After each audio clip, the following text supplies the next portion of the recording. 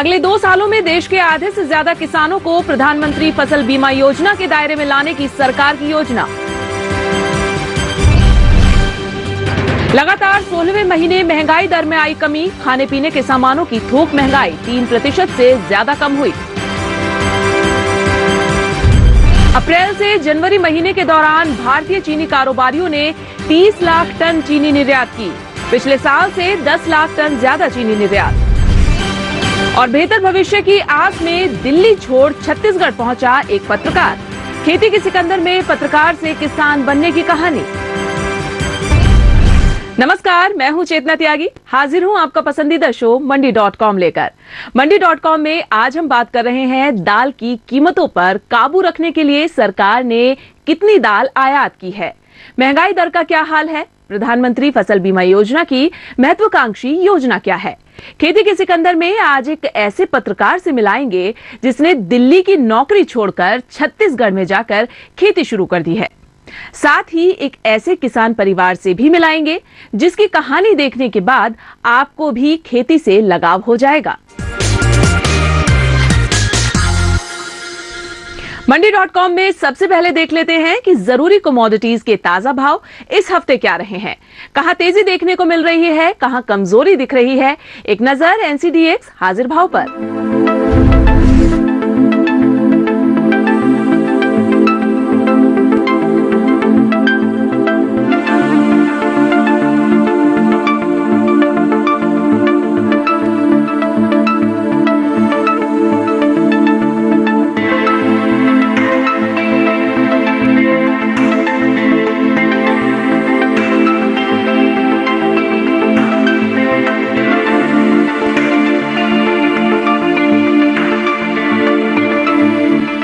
हाजिर भाव के बाद अब हम देखेंगे कमोडिटी इंडेक्स धान्या।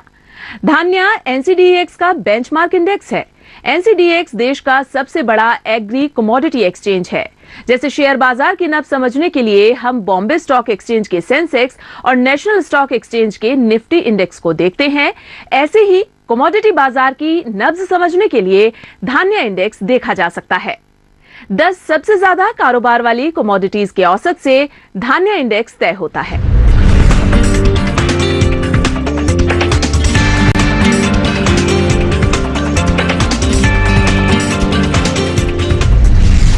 लगातार 16वें महीने थोक महंगाई दर गिरी है। किसानों की आमदनी दोगुना करने में फूड प्रोसेसिंग उद्योग कैसे मदद कर सकता है, देख लेते हैं खेती किसानी की ऐसी ही खास खबरें। देश भर के किसानों के लिए अच्छी खबर है। 1 अप्रैल से देश भर में प्रधानमंत्री फसल बीमा योजना लागू हो जाएगी। किसानों के बीमा की रकम के 90% में आधा केंद्र और राज्य सरकार और बची 10% खुद किसान वहन करेंगे।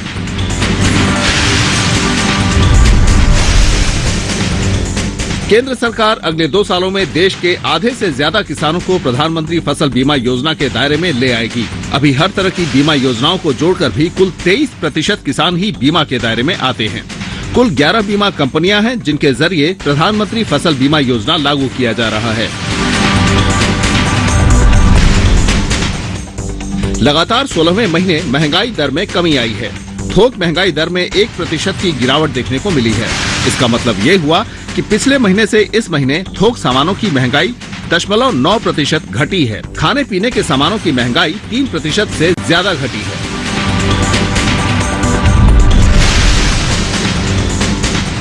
इस वित्तीय वर्ष में अब तक सरकार 53 लाख टन दाल आयात कर चुकी है। केंद्रीय खाद्य मंत्री रामविलास पासवान ने बताया कि 11 फरवरी तक इतना आयात किया जा चुका है। पिछले वित्तीय वर्ष में 46 लाख टन से भी कम दाल का आयात सरकार ने किया था।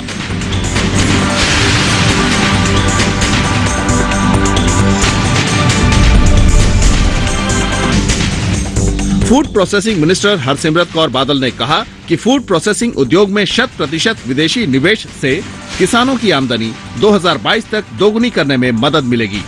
आहार 2016 के उद्घाटन के मौके पर बादल ने ये बात कही।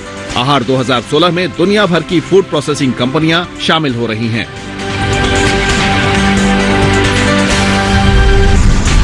जुलाई महीने से फूड कॉर्पोरेशन ऑफ इंडिया के गोदाम ऑनलाइन हो जाएंगे। इससे कुल 553 गोदाम एक साथ जुड़ जाएंगे और कहीं से भी इनकी जानकारी मिल सकेगी। पायलट प्रोजेक्ट के तहत एफसीआई ने पहले ही 30 गोदामों को सफलतापूर्वक ऑनलाइन कर दिया है।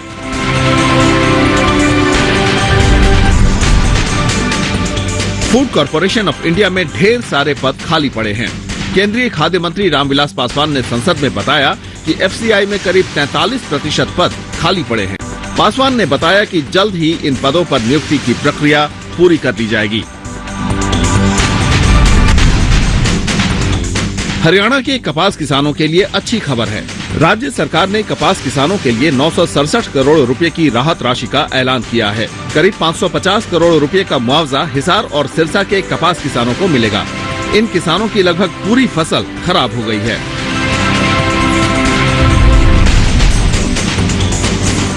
महाराष्ट्र में सिंचाई परियोजनाओं के लिए राज्य सरकार 2000 करोड़ रुपए देगी। ये कर्ज नाबार्ड के जरिए दिया जाएगा।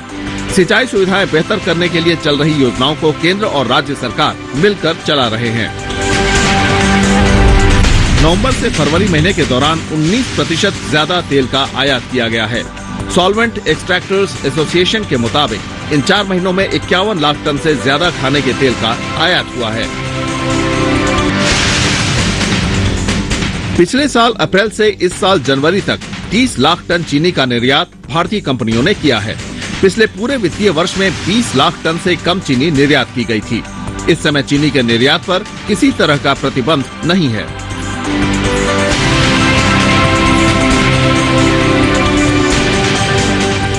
यहाँ वक्त तो चला एक छोटे से ब्रेक का। ब्रेक के बाद खेती के सिकंदर में दिखाएंगे एक पत्रकार के सफल किसान बनने की कहानी।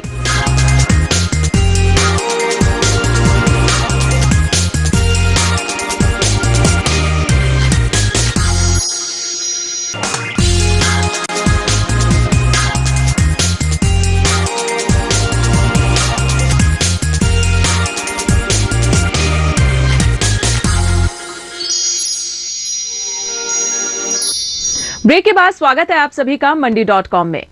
भारतीय खेती के सुनहरे दिनों को लाने के लिए 2 बातें बहुत जरूरी हैं।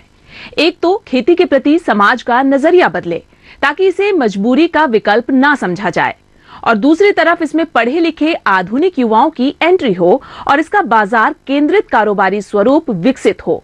आज खेती के सिकंदर में हम आपको इसी लिहाज से बदलते दौर का गवाह बना रहे हैं।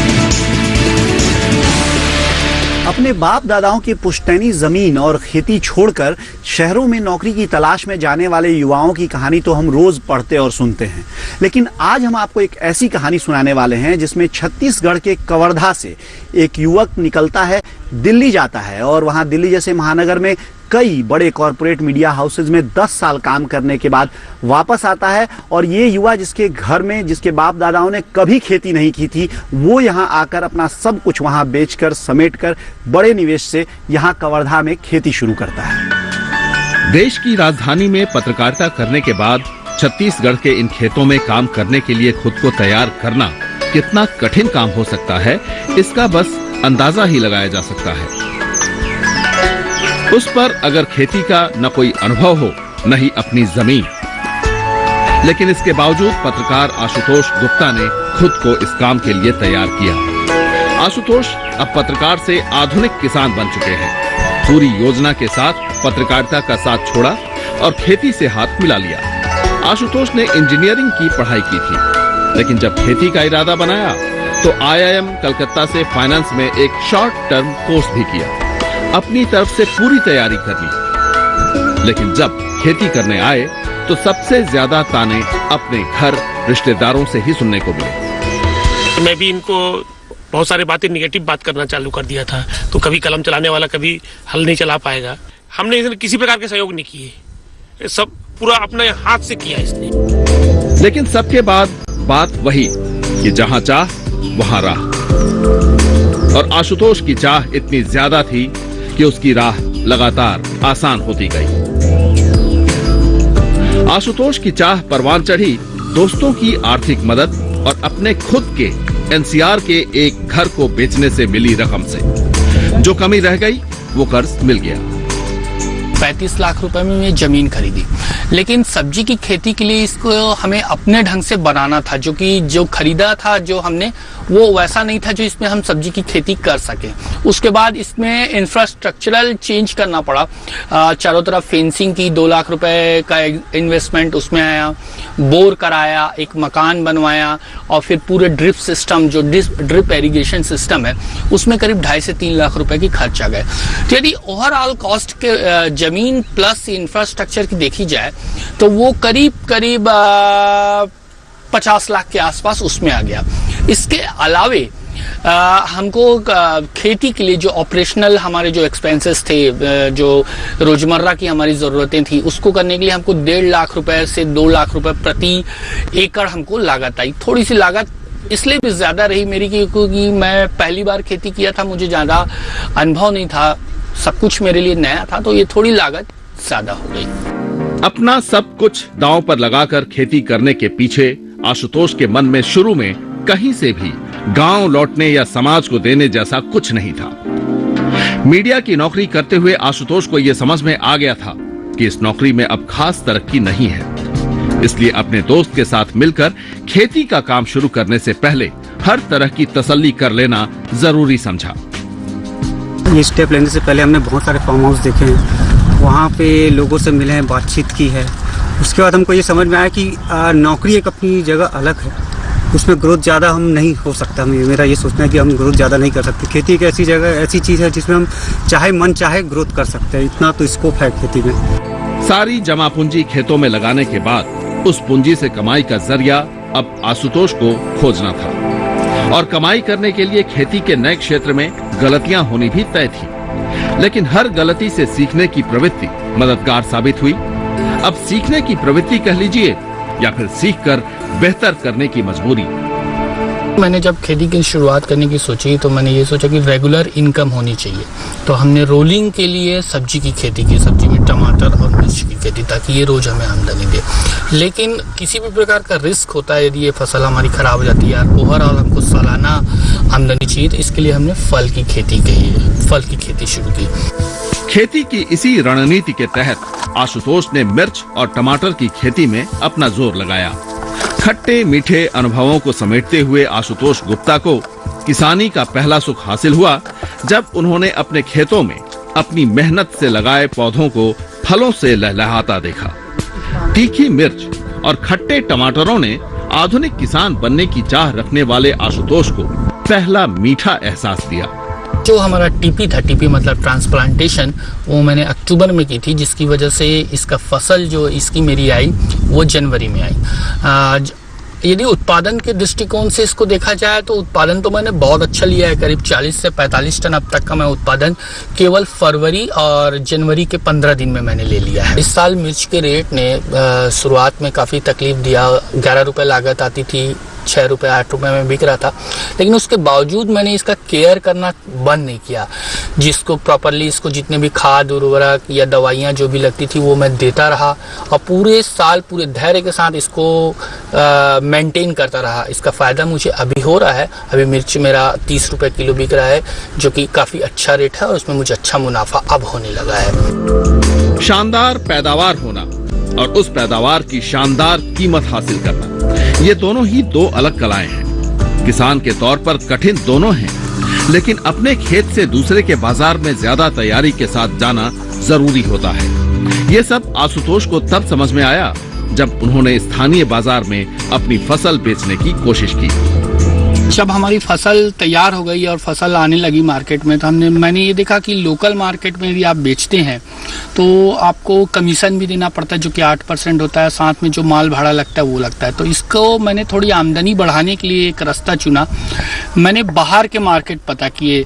उसके लिए मैं एक बार सारी मार्केट में गया, जैसे जबलपुर हो गया, मंडला हो गया, कोरबा हो गया, वहाँ मैं गया और वहाँ के व्यापारियों से मैंने संपर्क किया। उनको बताया कि मेरे पास हर रोजाना इतना माल होता है, आप आइए और मैं आपको वो माल यहाँ से दूंगा। तो इससे मेरा फ़ायदा ये होता है कि यहाँ लोकल जो मंडी है वो उस रेट पे भी यदि हम बाहर मार्केट में हम देते हैं तो उससे हमारा 8% कमीशन और प्लस जो माल भाड़ा, तो ऐसे करके डेली हम 1000-1500 रुपये मैं ऐसे बचा लेता हूँ।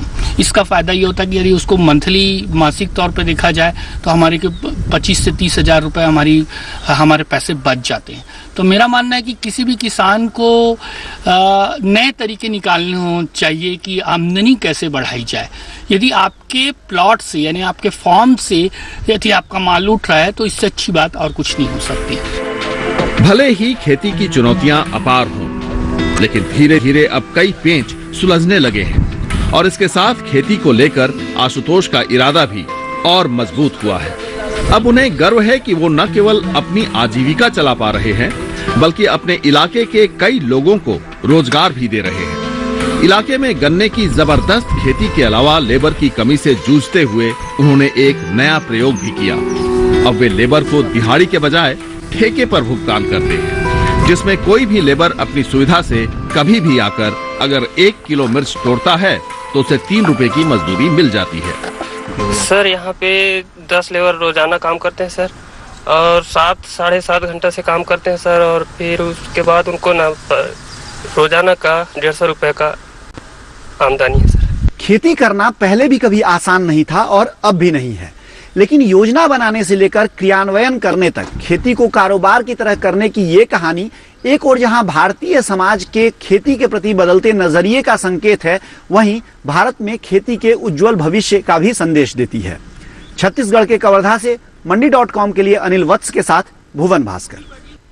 वक्त हो गया यहाँ पर एक और छोटे से ब्रेक का। ब्रेक के बाद हम दिखाएंगे एक ऐसे किसान की कहानी जिसका पूरा परिवार विदेशों की पढ़ाई के बाद भी खेती ही करना चाहता है।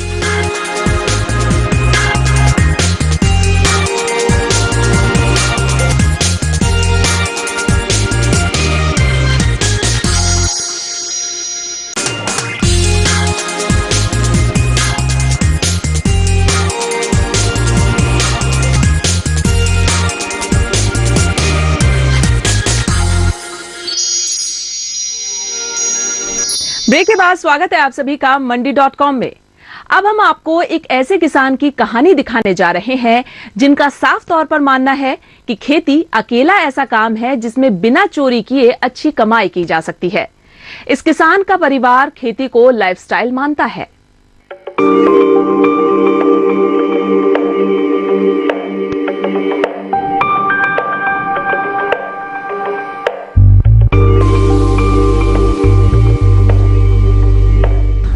मैं एक बेटे इंग्लैंड में पढ़ा, फिर मेरी बिटिया भी जर्मनी में इंजीनियरिंग की मास्टर डिग्री पढ़ाई कर रही है नैनो टेक्नोलॉजी में।